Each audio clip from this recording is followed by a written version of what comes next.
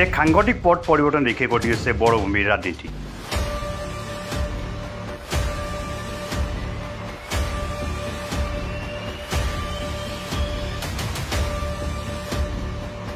কি হ'বলৈ গৈ আছে বিটিআৰত?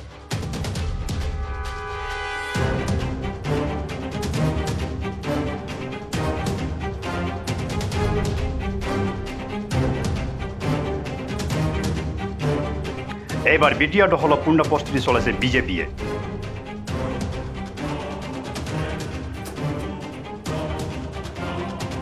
প্ৰমোদ বড়োক একাষৰীয়া কৰাৰ যেন পৰিকল্পনা চলিছে বিটিআৰত। বিটিআৰ প্ৰধানৰ আসনত বহিব নেকি বিধানসভাৰ অধ্যক্ষ তথা পানীৰ সমষ্টিৰ বিধায়ক বিশ্বজিৎ দৈমাৰী। তাৰে ইংগিত দিলে ওদালগুৰি জিলা বিজেপি শীৰ্ষ নেতাই। বিজেপি জাকে জাকে কেৱল যোগদান কৰিছে এতিয়া BPF আৰু UPPLৰ সাধাৰণ কৰ্মীয়ে।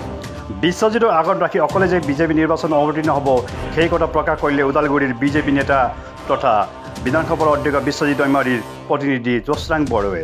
ওদালগুৰি জিলাৰ ননৈ চেৰফাং পৰিষদীয় সমষ্টিত অনুষ্ঠিত বিজেপিৰ এক যোগদান সভাত অংশগ্ৰহণ কৰি এক গুৰুত্বপূৰ্ণ মন্তব্য কৰে নেতাগৰাকীয়ে।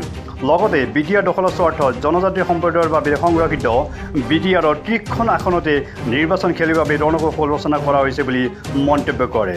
এতিয়া প্ৰশ্ন হয়, সঁচাকৈ বিজেপি আৰু UPPL দলৰ ৰাজনৈতিক বিচ্ছেদ ঘটিব নেকি, নে অৱসান হ'ব দ্বৈত দলৰ মধুচন্দ্ৰিকা? বিজেপিৰ প্ৰতি ঢাল হোৱাৰ কাৰণটো একদম স্পষ্ট, সবেই জানে। গোটেই ভাৰতবৰ্ষতে বিজেপিৰ প্ৰতি যে আস্থা আৰু বিশ্বাস আৰু সবল নেতৃত্ব আমাৰ নৰেন্দ্ৰ মোদীজী, তেখেতক বিশ্বাস কৰি তেখেতে যেনেকৈ পাৰফৰ্ম কৰিছে, সেই হিচাপত আমি দেখা গৈছোঁ যে গোটেই ভাৰততে বিজেপিৰ প্ৰতি মানুহবিলাক চম্বুকৰ নিচিনা জইন কৰি আছে। আৰু সেই নেতৃত্ব আমাৰ অসমতো ডক্টৰ হিমন্ত বিশ্ব শৰ্মাই দেখুৱাইছে।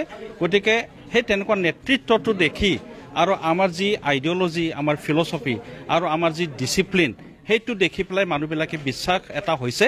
সেইটো কাৰণে ৰাইজে আমাৰ প্ৰতি ঢাল খাইছে আৰু জইন কৰিবলৈকে সাজু হৈছে। নাই, প্ৰমোদ বড়োতো নেতৃত্ব তেওঁ দিছে আগৰ পৰাই। আপচুতো তেওঁ সভাপতি আছিলে। আশাটো মানুহবিলাকে ৰাইজে এই ইলেকশ্যনৰ সময়তে এইটো তেওঁ জনাব। গতিকে যেতিয়া ইলেকশ্যন আহিব তেতিয়া গম পাব যে তেওঁৰ প্ৰতি আশাটো হেৰাইছে নে হেৰা নাই। এইটো মানুহবিলাকে তেওঁক উত্তৰটো দিব।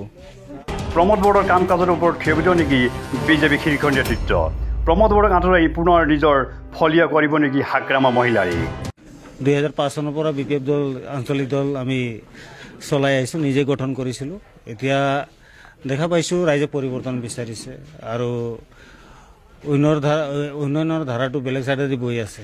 তো এতিয়া তাক লাগে, আমাক একমাত্ৰ স্বাৰ্থ আছে উন্নয়ন হ'ব লাগে ৰাইজৰ। আৰু বৰ্তমান দেখা পাইছোঁ BTCত নতুনকৈ এতিয়া ৰাইজে বিচাৰি আছে যে বিশ্বজিৎ দৈমাৰীৰ নেতৃত্বত যোনটো মানে উন্নয়ন হৈ আছে, তেওঁৰ হাতেদি হাত মিলাই আমি আগুৱাই যাব বিচাৰিছোঁ। আৰু ইয়াতে আৰু নতুন আৰু বিকল্প নাই। আমি আজি আপোনালোকে দেখা পাইছে 200 জন, এতিয়া কেইদিনৰ পিছত আকৌ আহিব। আমি মোটামুটি 10টামান প্ৰগ্ৰাম কৰিম ননৈ চেৰফাঙত। ইয়াতে বেলেগ দল শূন্য হৈ যাব আৰু অকলে বিজেপি দল ইয়াতে থাকিব। তো আগন্তুক দিনত আমি সবকা সাথ সবকা বিকাশ, আমাৰ ভাৰতৰ প্ৰধানমন্ত্ৰী নৰেন্দ্ৰ মোদীৰ ডাঙৰীয়াৰ যোনটো ভাষ্য, সেইটো একেলগে আমি কাম কৰি যাব বিচাৰিছোঁ। বৰ্তমান হোৱা নাই, অলপ চলপ আছে। তথাপিও আমাৰ লগত যোগাযোগত আছে। কেইদিনৰ পিছত এইটোও নোহোৱা হৈ যাব। সেইদিনা 70 পৰা 80 জন, আজি 200+। তো গোটেই লিডাৰকেইটা গোটেই আহিল। এতিয়া জাষ্ট গ্ৰাছ ৰুটৰ মানে আমাৰ কৰ্মকৰ্তাসকল আছে, তেওঁলোকেও আমাক মানে আহ্বান জনাই আছে কেতিয়া কৰিব। আজি এটা মানে পাৰ্ট আমি কৰিলোঁ, কেইদিনৰ পিছত আকৌ এটা পাৰ্ট কৰিম। এনেকৈ পাৰ্ট আমি যোগদান কাৰ্যসূচী চলাই যাম। BPF ত্যাগ কৰা কাৰণটো BPF দলক মই বেয়া পোৱা নাই। বৰ্তমান আমাক লাগে ৰাইজক উন্নয়নৰ কাৰণেহে। ৰাইজক যেতিয়া আমি কাম কৰিব নোৱাৰোঁ, ৰাইজৰ হৈ যদি কাম কৰিব নোৱাৰোঁ, ৰাইজে আমাৰ লগত নাথাকে। ৰাইজক যেতিয়া আমি ৰাইজৰ কাম কৰিব পাৰিম, তেতিয়াহে আমাৰ ৰাইজৰ লগত থাকিব।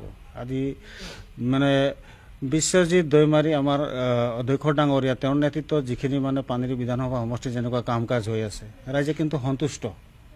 আৰু তেওঁৰ নেতৃত্বত আমি তেওঁৰ হাতত হাত মিলাই আমি আগবাঢ়ি যাব বিচাৰিছোঁ। ডিমাকুছিৰ পৰা ভুৱন থপলীয়া, নৰ্থ ইষ্ট টাইমছ।